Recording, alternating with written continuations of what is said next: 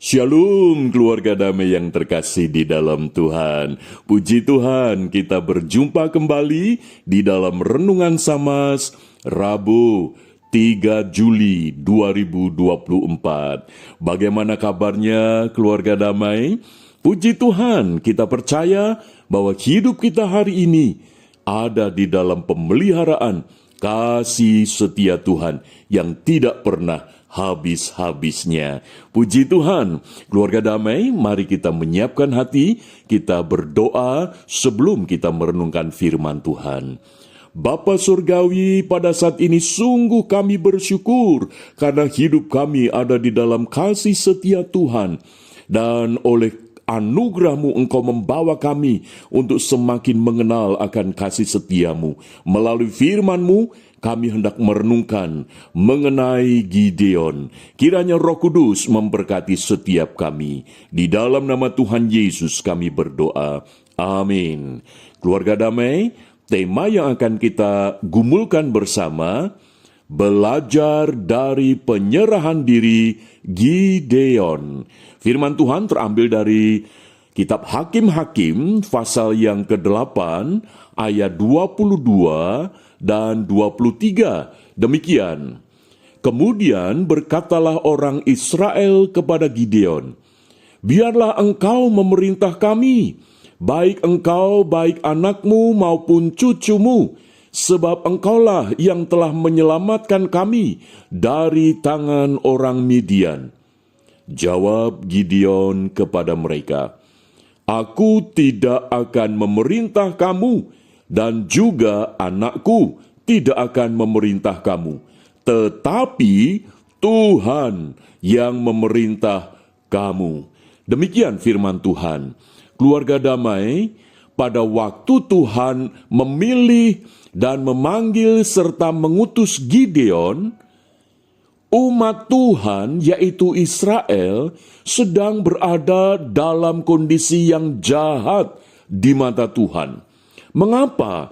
Karena mereka bukan lagi tertuju iman hati hidup mereka kepada Tuhan, tetapi kepada dewa Baal. Dan itulah kejahatan di mata Tuhan. Nah, di dalam situasi yang seperti itu, Gideon dipilih oleh Tuhan. Gideon diutus oleh Tuhan.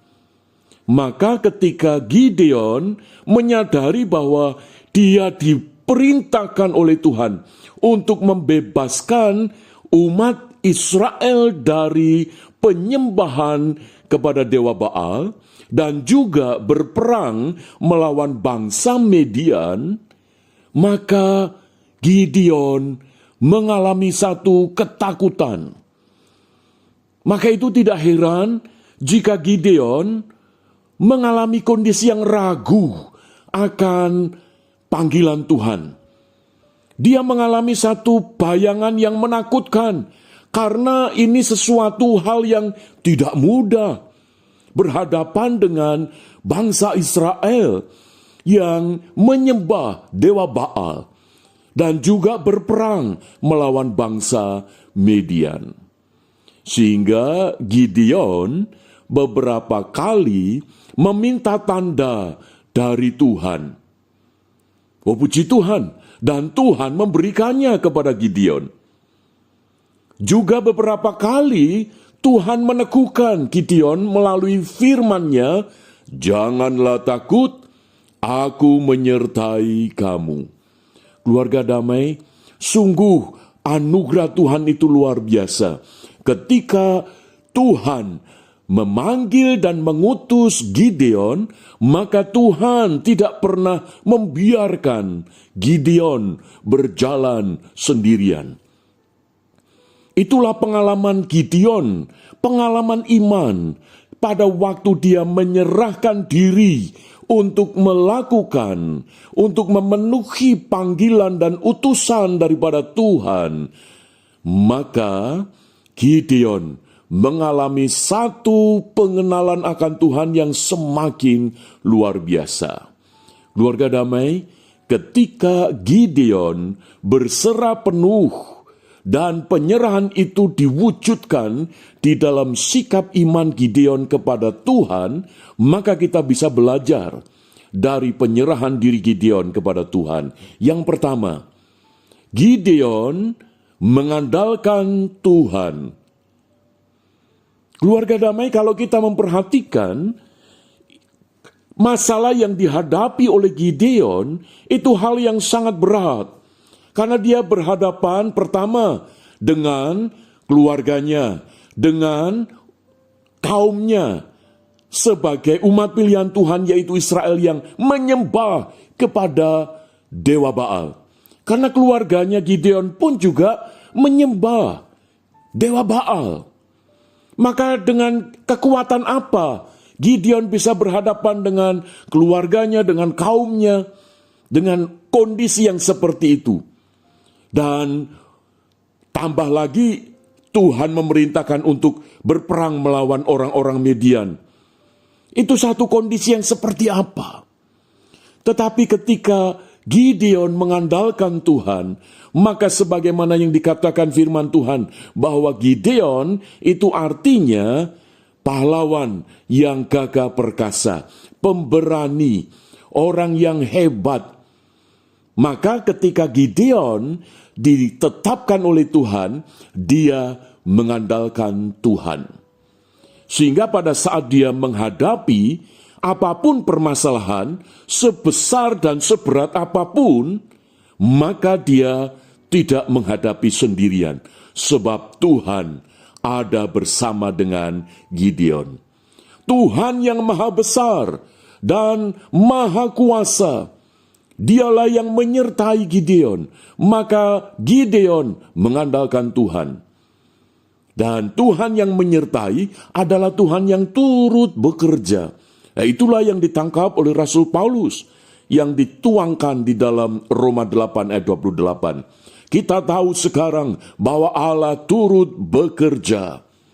Keluarga damai, jikalau saat ini kita sedang menghadapi berbagai macam pergumulan, mari kita belajar dari penyerahan diri Gideon, yang betul-betul Gideon mengandalkan Tuhan. Yang kedua, apa yang kita bisa pelajari dari penyerahan diri Gideon? Yaitu Gideon mewujudkan penyerahan dirinya itu dalam sikap iman. Yang kedua, Gideon menaruh harap hanya kepada Tuhan. Maka ketika Tuhan meminta atau mengutus Gideon, Gideon tidak mencari pertolongan dengan bangsa-bangsa yang lain, tetapi dia hanya berharap kepada Tuhan. Maka itu melalui tanda-tanda yang diminta oleh Gideon, Tuhan memberikannya itu. Maka itu menjadi satu kesempatan di mana Gideon menaruh harap hanya kepada Tuhan. Jadi ketika tiba waktunya Gideon berhasil, dia bisa menyelesaikan apa yang dia hadapi, yaitu membawa kelepasan bangsa Israel dari penyembahan Dewa Baal itu. Tuhan menolong. Demikian juga ketika berperang melawan bangsa Midian, Tuhan memberikan kemenangan. Sehingga pada saat berhasil, nah ini yang diminta oleh umat Israel kepada Gideon, yang dicatat di dalam ayat 22 tadi. Biarlah engkau memerintah kami, baik engkau, baik anakmu maupun cucumu, sebab engkaulah yang telah menyelamatkan kami dari tangan orang Midian. Tetapi justru disitulah Gideon menyatakan, aku tidak akan memerintah kamu, dan juga anakku tidak akan memerintah kamu, tetapi Tuhan yang memerintah kamu. Artinya apa?